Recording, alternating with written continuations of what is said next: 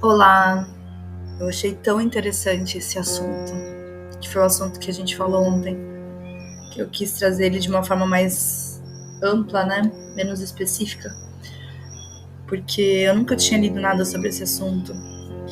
E sobre os 6 medos básicos, né, do ser humano. Em algum momento, todo mundo vai enfrentar alguma dessas combinações de medo. E eu gosto muito desses assuntos quando a gente pode estar preparado, estar um passo à frente de problemas que nós vamos vivenciar, de medos que nós vamos sentir. A maioria das pessoas tem sorte se não enfrentar todos os 6 medos de uma vez, porque é muito comum que eles apareçam e que a gente tenha combinações desses medos ao longo da nossa vida, né? Às vezes mais forte em um momento, às vezes mais forte em outro, mas de fato a gente precisa ter esse conhecimento. Eu acho que ele é muito rico, porque a gente precisa ter esse conhecimento de que esses medos vão bater na nossa porta, se já não estão batendo, se já não bateram. E normalmente a ordem mais comum, né, desses medos e a mais forte, eu vou falar agora. O primeiro é o medo da pobreza. O segundo é o medo da crítica, que foi tema de ontem. O terceiro é o medo da doença, né, da saúde, da falta de saúde. O quarto é o medo da perda do amor de alguém. O quinto é o medo da velhice. E o sexto maior medo da humanidade é o medo da morte. Você vê que antes da morte existe o medo da pobreza. Antes da morte existe o medo da crítica, o medo de doença, o medo de perder o amor de alguém, o medo da velhice. Ou seja, a morte não é o nosso maior medo. Ela não consome nossos dias. A gente não se preocupa com ela. Porque, de fato, nós sabemos que existe um dia determinado para a nossa morte. E se preocupar com isso não faz muito sentido, né? É como se Deus, né, que já escreveu todos os nossos dias, já conhece nosso futuro, viu nosso passado, não estivesse no controle. Porém, os outros medos também, se a gente for pensar, Deus também sabe de todas as coisas, né, em relação à saúde, à velhice, a perdas, mas os outros medos ainda são mais fortes do que o medo de perder a vida. E o medo, né, segundo o autor Napoleão Hill, o que ele mais fala é que nada mais é do que um estado mental. O seu estado mental ele está sujeito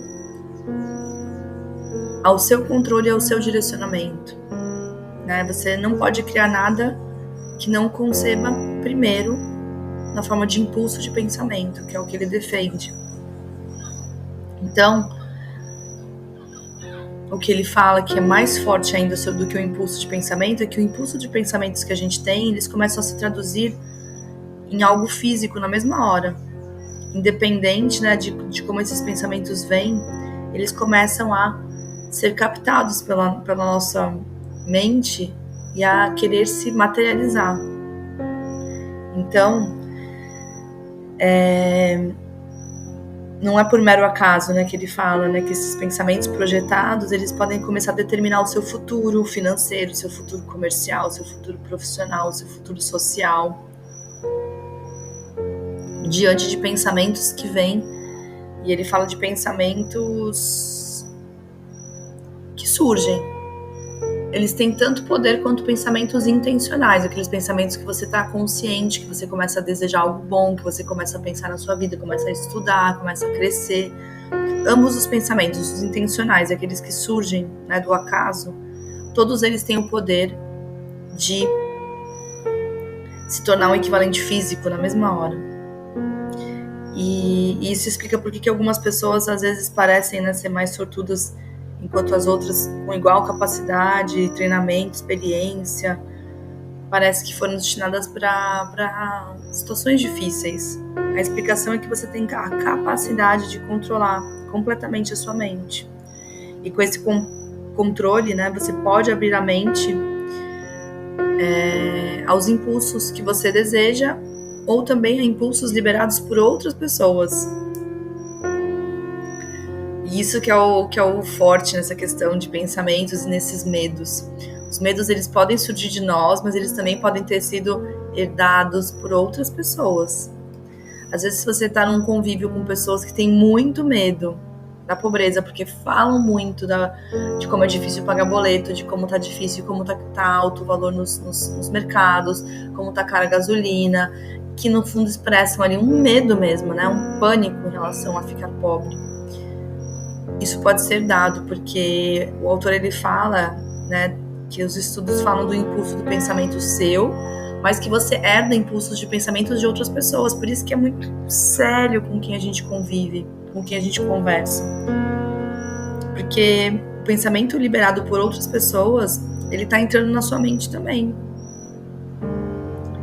Só se você for uma pessoa com muito autocontrole, onde você consegue fechar a porta dos seus pensamentos e aceitar apenas os impulsos de pensamentos que você escolhe, mas isso é muito raro. Em geral, tanto os pensamentos que a gente gera quanto o que vem de outras pessoas, é tudo sem filtro, porque a gente não está o tempo todo estudando sobre esse assunto para estarmos atentos, alertas. Por isso que eu gosto muito de ler sobre o conhecimento da mente humana. Vocês vão me ver falando muito sobre isso aqui. Quanto mais eu leio, mais eu estudo, mais eu entendo padrões de comportamento, mais eu entendo os sentimentos, mais eu entendo sobre mim e sobre os outros, o que acontece com todo mundo. Quando eu falo aqui, eu sei que toca muito fundo no seu coração, mas é porque eu tô falando de questões do ser humano, que quanto mais a gente conhecer, mais a gente vai estar apto a superá-las, controlá-las, pegar o comando daquilo que está completamente descontrolado, né? O autor ele fala muito que o pensamento é a única coisa que o ser humano pode treinar e conquistar um controle absoluto. Porque tudo que a gente cria começa na forma de um pensamento. E como é muito verdade que todo pensamento ele tem uma tendência de se tornar um equivalente físico, então os impulsos de medo, de pobreza, eles vão também buscar uma forma de se concretizar, concorda? Quanto mais medo você tiver desses 6 medos que eu falei, mais você vai caminhar para aquilo. Aquela pessoa, né, medo da morte, tem pessoas que têm medo da morte, elas estão sempre doentes. Tem pessoas que têm medo, alguns medos específicos, que o filho fique doente, elas estão sempre no hospital. Isso a gente percebe muito claramente quando a gente conversa com as pessoas, começa a perceber esses padrões. Pessoas que têm medo da pobreza vivem em ciclos onde o dinheiro falta. E não é culpa delas, é totalmente do subconsciente. Elas foram ensinadas assim, ou por experiências negativas, né, de perdas que elas viveram no passado, que deixaram elas, entre aspas, traumatizadas, ou porque na família delas era assim, que a gente trabalha muito isso, né, nas mentorias e nos nossos grupos, o quanto você ouviu frases que estão martelando na sua cabeça sem você perceber, né, frases que remetiam a um desespero ali em relação ao financeiro. Não eram frases que declaravam: você vai ser próspero, você vai ser grande, meu filho. Como eu imagino que deve ser na casa dos judeus. Um falando para o outro, um falando para o filho. Você vai liderar, você vai governar sobre todas as coisas, né? Eles estão declarando sempre palavras que estão na Bíblia. Você vai ser forte, você vai ser corajoso. E o que a gente vê, na verdade, na criação dos filhos, né, do passado, e hoje também, se a gente não estiver atento, é pelo contrário, apaga a luz que eu não sou sócio da Light, não, isso eu não posso comprar, tá muito caro, essas palavras que vão trazendo uma marca nas crianças, que elas podem carregar para a vida toda, e não é que a gente queira que elas vivam num mundo ideal que não existe, não, mas mostrar que o mundo é abundante,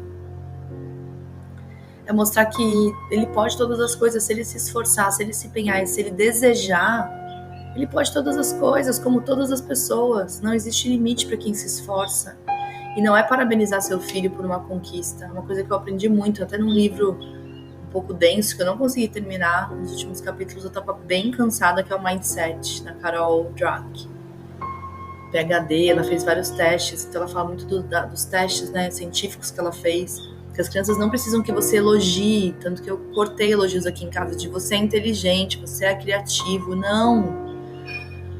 Porque quando elas erram nesse ponto que elas foram elogiadas, elas se sentem o contrário, elas se sentem com falta de criatividade, se sentem, né, completamente, assim, frustradas. Então você tem que sempre elogiar o esforço. Nossa, que bom, como você se esforçou, parabéns, continua se esforçando assim. Porque foi analisado por esse estudo dela que as pessoas que se esforçavam, elas tinham a sensação que elas estavam sempre melhorando. E se elas erravam, elas eram mais tranquilas com elas mesmas. Elas podiam errar, porque elas estavam num processo de acertar. E nós, como pais, temos esse desafio de incentivar e não de taxar, de colocar ali uma marca na criança. Ó, você é inteligente em matemática. Nossa, mas também, né, português, você é muito fraquinho. Gente, não. Já até mudei o assunto aqui, mas é porque tem a ver também com os medos, né? Os medos que vão surgindo em nós vieram do passado, então não tem como a gente não falar. Eu sempre falo como é bom remexer no nosso passado, porque eu ensino muito isso. Ao falar desse assunto aqui, você estar ouvindo, durante a sua semana você provavelmente vai lembrar de situações que te trouxeram alguns medos. E você vai começar a trabalhar em cima desses medos, eu tenho certeza. E eu quero falar mais desse assunto aqui, então fica atento aí nos próximos áudios, que com certeza eu vou trazer mais sobre esse assunto, porque me chamou muita atenção. É algo que a gente precisa ter conhecimento, é algo que a gente precisa começar a se preparar para controlar e governar sobre todos esses medos. Faça um excelente dia.